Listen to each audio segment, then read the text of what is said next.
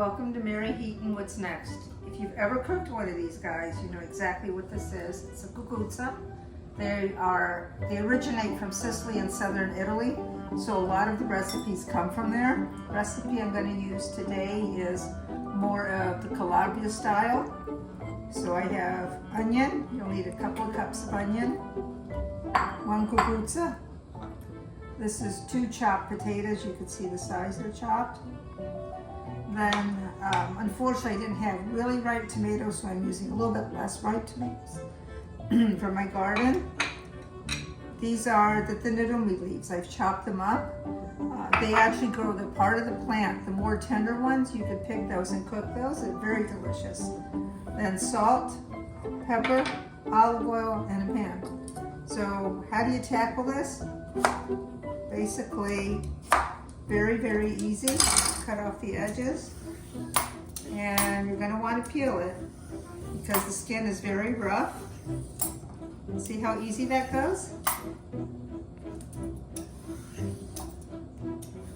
It's probably one of the easiest things to peel, and then it's actually easier if you just do the half and then the other half.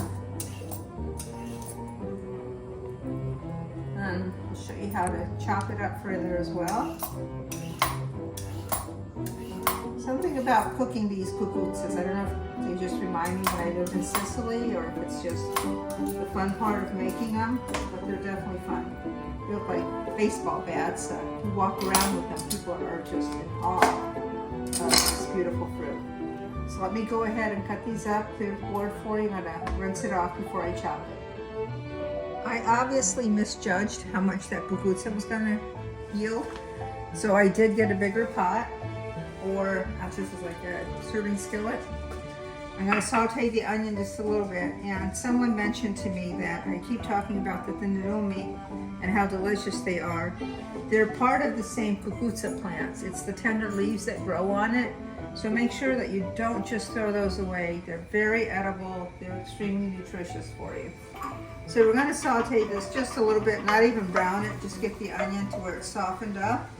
And then when that happens, I'm going to throw in the cucuzza, the tomatoes, the onione, and everything at the same time. Yeah, so just, I don't know, a couple minutes, just softening it up. And I'm going to throw in the cucuzza now. All of my ingredients are in. And at this point, I'm going to add water. And you don't want to put in too much because the cucuzza itself is very highly water-based.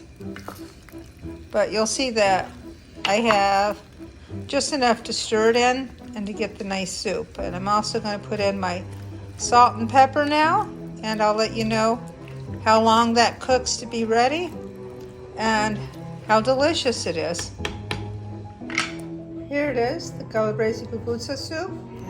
Cooked about 35 minutes is actually what I timed it at.